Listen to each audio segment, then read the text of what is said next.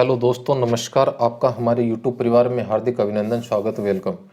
दोस्तों, इस वीडियो में हम वर्ण विचार, वर्णों के उच्चारण स्थान, कौन कौन से वर्ण कहाँ से उच्चारित किए जाते हैं, कौन कौन से वर्ण हिंदी वर्णमाला में होते हैं, इन सब बातों पर दोस्तों इस वीडियो में चर्चा करने वाले हैं।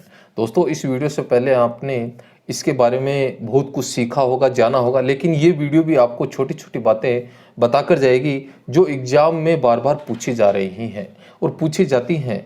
आप वीडियो को जरूर देखें, हमारे साथ बने रहें, वीडियो को ज़्यादा से ज़्यादा लाइक करें, चैनल को सब्सक्राइब करें, बेल आइकन को प्रेस करें। चलिए आगे बढ़ते हैं। वर्ण क्या होता है? वह सबसे छोटी ध्वनि जिसके टुकड़े या खंड नहीं किए जा सकते, उसे वर्ण कहा जाता है। भाषा की सबसे छोटी इकाई ध्वनि होती है।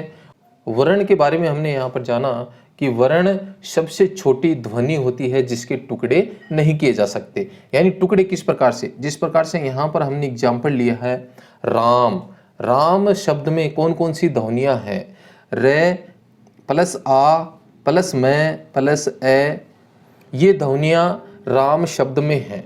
यानी किस प्रकार से हम किस ध्वनि का टुकड़ा या खंड नहीं कर सकते। जिस प्रकार से एक एग्जाम्पल और लेंगे हम, काम।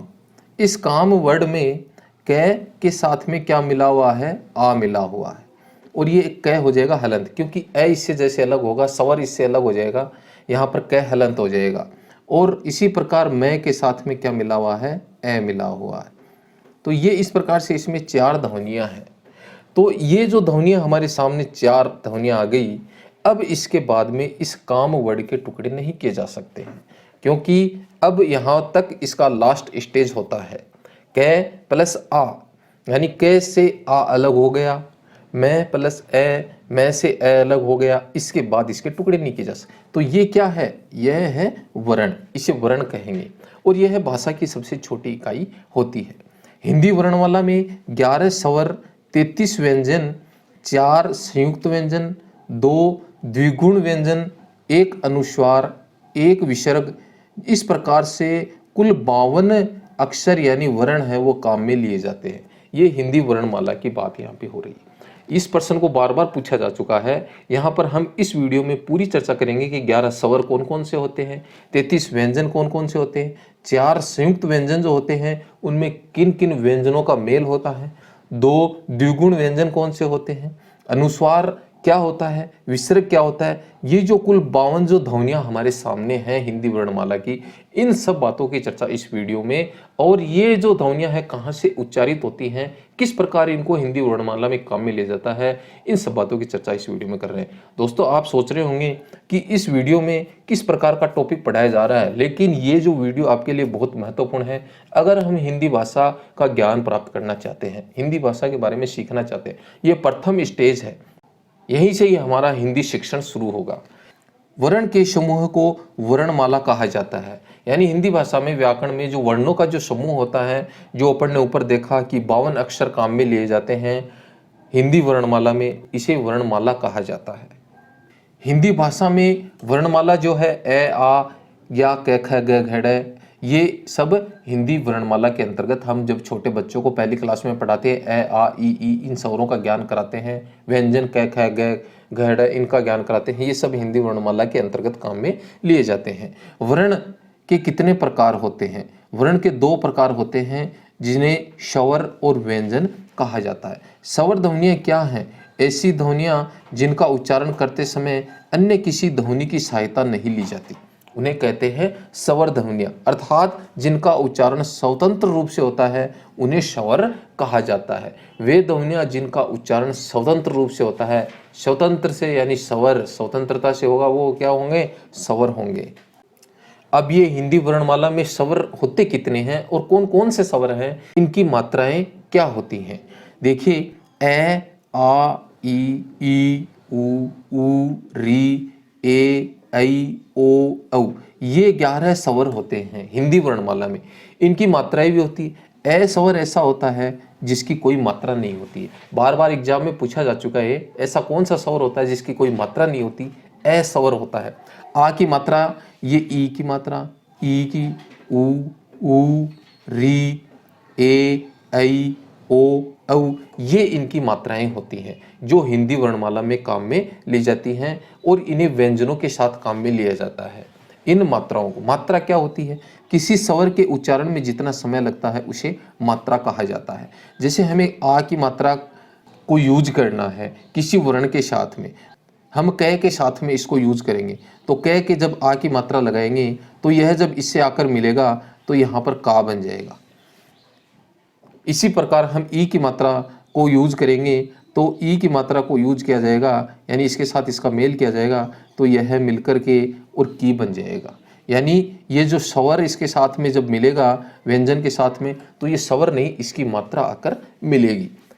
स्वर के भेद, स्वर के 3 भेद होते हैं, ह्रस्व स्वर, दीर्घ स्वर और प्लुत स्वर। ह्रस्व स्वर कौन से होते हैं? जिन स्वरों के उच्चारण में अपेक्षाकृत कम समय लगता है उन्हें ह्रस्व स्वर कहा जाता है। ह्रस्व स्वरों को मूल स्वरों के नाम से भी जाना जाता है। हिंदी वर्णमाला में मूल स्वर कौन कौन से हैं? ह्रस्व स्वर मूल स्वर होते हैं, इनकी संख्या 4 होती है।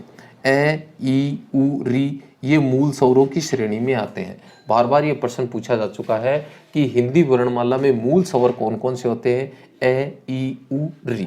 इसी प्रकार दीर्घ स्वर कौन से होते हैं? जिन स्वरों के उच्चारण में ह्रस्व स्वरों से अधिक समय लगता है, यानी बोलने में ह्रस्व स्वर की तुलना में अधिक समय लगेगा, वो क्या होंगे? दीर्घ स्वर होंगे। दीर्घ का मतलब होता है बड़ा। तो ये बड़े स्वर कौन कौन से होते हैं? ए का बड़ा हो जाता है आ, ई का बड़ा हो जाता है ई, उ का बड़ा हो जाता है उ, फिर ए, ऐ, ओ, औ। ये दीर्घ स्वरों की श्रेणी में आते हैं, यानी ये बड़े स्वरों की श्रेणी में आते हैं। प्लुत स्वर, ऐसे स्वर जिनके उच्चारण में ह्रस्व दीर्घ स्वर से अधिक समय लगता है उन्हें प्लुत स्वर के नाम से जाना जाता है।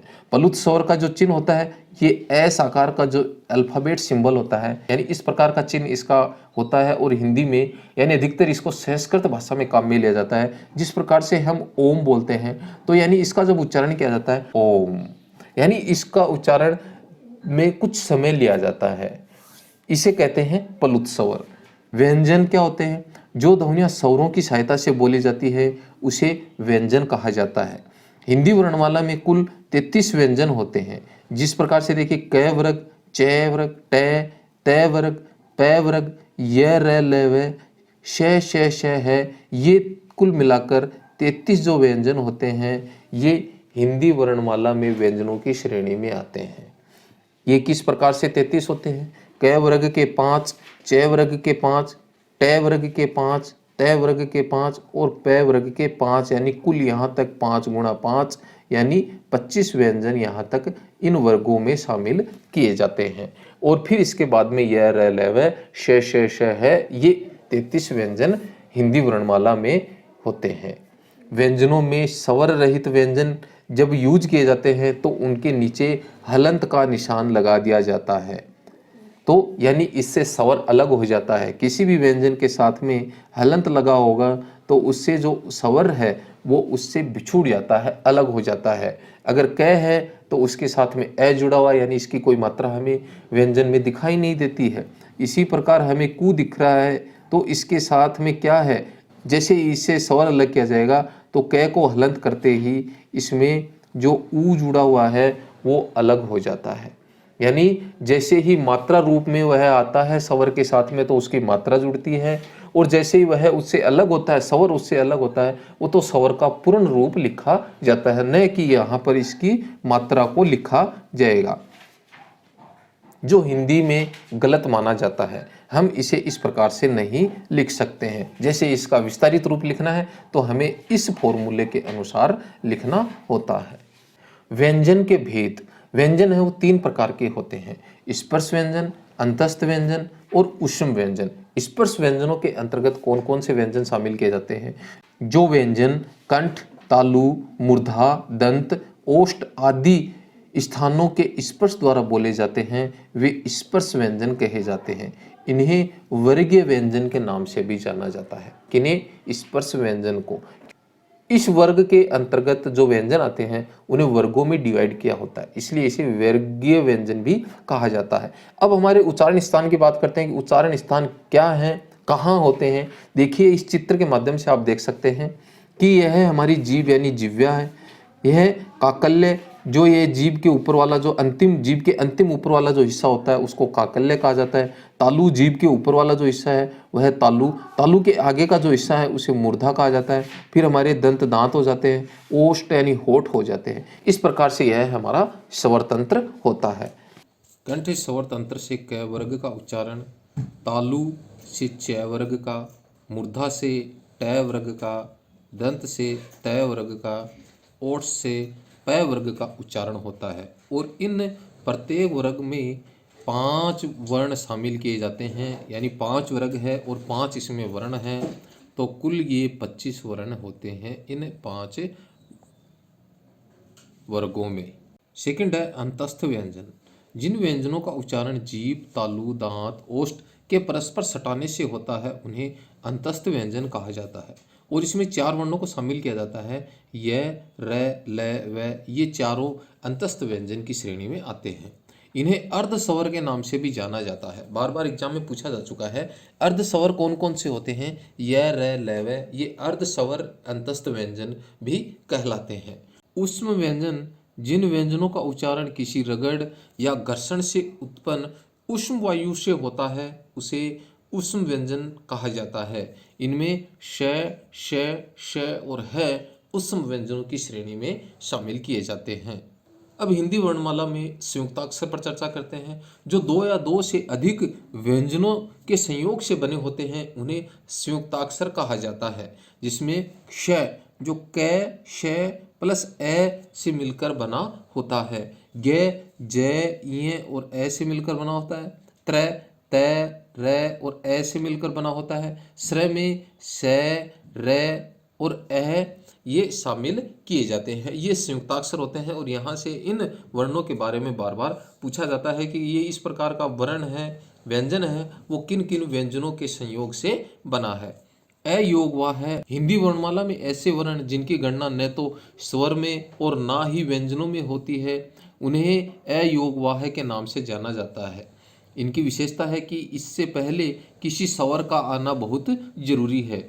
इसका योग स्वर एवं व्यंजन किसी के साथ नहीं किया जा सकता, इसलिए इन्हें अयोग, फिर भी यह ध्वनि को वहन यानी वाह करती है, इसलिए इन्हें अयोग वाह कहा जाता है। जिसमें अंग और अह जो होते हैं, जिन्हें हम अनुस्वार और विसर्ग के नाम से जानते हैं, ये अनुस्वार और विसर्ग के चिन्ह होते हैं, ये अयोग वाह की श्रेणी में शामिल किए जाते हैं।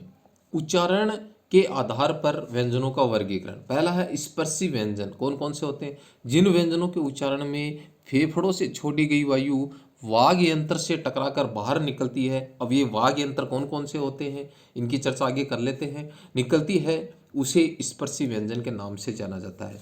हम ऊपर वर्गों की चर्चा कर चुके हैं। एक वर्ग में 5 वर्ण होते हैं। यहाँ पर स्पर्शी व्यंजनों की चर्चा करेंगे कि क वर्ग के कौन कौन से स्पर्शी व्यंजन क, ख, ग, घ जो कंठ से उच्चारित होते हैं। यह काकल्य जो स्वर तंत्र है, वाग यंत्र है, यहाँ से क वर्ग का उच्चारण होता है।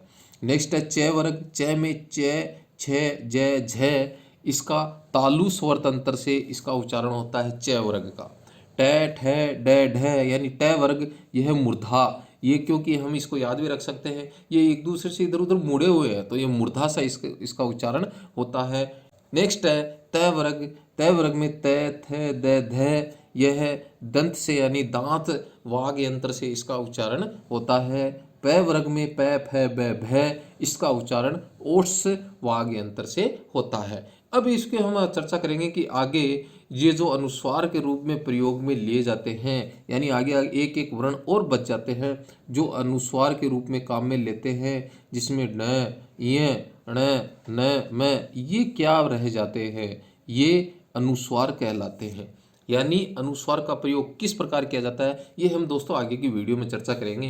क्योंकि यहाँ वीडियो ज़्यादा लंबी न हो और आपको ऐसा न लगे कि वीडियो लंबी बनाई गई है, तो आगे हम इसकी चर्चा करेंगे कि किस प्रकार से अनुस्वारों का प्रयोग किया जाता है। नेक्स्ट है संघर्षी व्यंजन। 2 उच्चारण अवयवों का नजदीक आना, जिससे बीच का मार्ग छोटा हो जाता है और वायु घर्षण करके बाहर निकल जाती है, उसे संघर्षी व्यंजन के नाम से जाना जाता है। जिसमें श, श, श है, ये संघर्षी व्यंजनों की श्रेणी में शामिल किए जाते हैं। नेक्स्ट है स्पर्श संघर्षी व्यंजन, जिन व्यंजनों के उच्चारण में स्पर्श का समय अपेक्षाकृत अधिक होता है और उच्चारण के बाद वाला भाग संघर्षी हो जाता है, वे स्पर्श संघर्षी कहलाते हैं। जिसमें च वर्ग के च, छ, ज, झ होते हैं, वो स्पर्श संघर्षी व्यंजनों की श्रेणी में शामिल किए जाते हैं। नासिके व्यंजन, जिनका उच्चारण में हवा का प्रमुख अंश नाक से निकलता है, उसे नासिके, नासिक यानी नाक, नाक से हवा का अंश है वो बाहर निकलेगा, वो नासिके व्यंजन। जिनमें हम ऊपर चर्चा कर चुके हैं, जो अनुस्वार के रूप में प्रयोग में लिए जाते हैं, ये नासिके व्यंजन कहलाते हैं। पार्श्विक व्यंजन, जिनके उच्चारण में वायु जिह्वा के दोनों तरफ से बाहर निकल जाती है, उसे पार्श्विक व्यंजन कहा जाता है। जिसमें लय को शामिल किया जाता है, लय का उच्चारण किया जाता है, तो वायु है वो जिह्वा के दोनों तरफ से बाहर निकलती है, इसलिए लय को पार्श्विक व्यंजन कहा जाता है। प्रकंपित व्यंजन, जिसके उच्चारण में जिह्वा को 2-3 बार कंपन करना पड़ता है, उसे प्रकंपित व्यंजन कहा जाता है। जिसमें र को प्रकंपित व्यंजन की श्रेणी में शामिल किया जाता है। उत्सिप्त व्यंजन, जिसके उच्चारण में जिह्वा की नोक झटके से नीचे गिरती है, उसे उत्सिप्त व्यंजन कहा जाता है। जिसमें ढ और ड होते हैं, ये उत्सिप्त व्यंजनों की श्रेणी में शामिल किए जाते हैं। संघर्षहीन व्यंजन, जिन व्यंजनों के उच्चारण में हवा बिना संघर्ष के बाहर निकल जाती है, वे संघर्षहीन व्यंजनों की श्रेणी में आते हैं। यह और वह को संघर्षहीन व्यंजन कहा जाता है। अब हम व्यंजनों को कंपन के आधार पर किस प्रकार से वर्गीकृत करते हैं उसकी चर्चा करते हैं। इन्हें 2 भागों में बांटा जाता है, घोष और अघोष। घोष व्यंजन होते हैं, इन्हें सघोष भी कहा जाता है। प्रत्येक वर्ग का यानी 5 वर्गों की हम चर्चा कर चुके हैं, बार बार आपको बताने की जरूरत न हो, क्योंकि वीडियो का भी हमें ध्यान रखना पड़ता है। क वर्ग, च वर्ग, ट, प वर्ग जो आते हैं, ये 5 वर्ग आते हैं। प्रत्येक वर्ग का तीसरा, चौथा और पांचवा जो वर्ण, यानी 5 वर्गों के तीसरा, चौथा और पांचवा, य, र, ल, व है और सभी स्वर है, ये घोष वर्ण की श्रेणी में शामिल किए जाते हैं। इनकी कुल संख्या 30 होती है। इसी प्रकार अघोष वर्ण कौन से होते हैं? प्रत्येक वर्ग का पहला और दूसरा, क्योंकि 3, 4, 5 हैं वो घोष में आ गए, तो पहला और दूसरा अघोष आ जाएंगे। फिर स अघोष वर्ण की श्रेणी में आते हैं। इनकी कुल संख्या होती है वो 13 होती है। श्वास वायु के आधार पर वर्णों का वर्गीकरण, इसे अल्पप्राण और महाप्राण 2 भागों में डिवाइड किया जाता है। अल्पप्राण की श्रेणी में वे वर्ण आते हैं जिसमें प्रत्येक वर्ग का पहला, तीसरा और पांचवा, यानी पहला, तीसरा और पांचवा कौन होंगे? अल्पप्राण होंगे। इसमें य, र, ल, व को भी शामिल इसमें किया जाता है और सभी स्वर ये अल्पप्राण की श्रेणी में आते हैं। महाप्राण में प्रत्येक वर्ग का दूसरा, चौथा, श है, ये महाप्राण की श्रेणी में शामिल किए जाते हैं। दोस्तों वीडियो आपको जरूर अच्छी लगी होगी, प्लीज़ वीडियो को लाइक करें, चैनल को सब्सक्राइब करें, बेल आइकन को प्रेस करें, ताकि इस प्रकार की वीडियो आपको लगातार मिलती रहे और आप हमारे यूट्यूब परिवार के सदस्य मिल जाएं, हमें मोटिवेशन मिल जाए।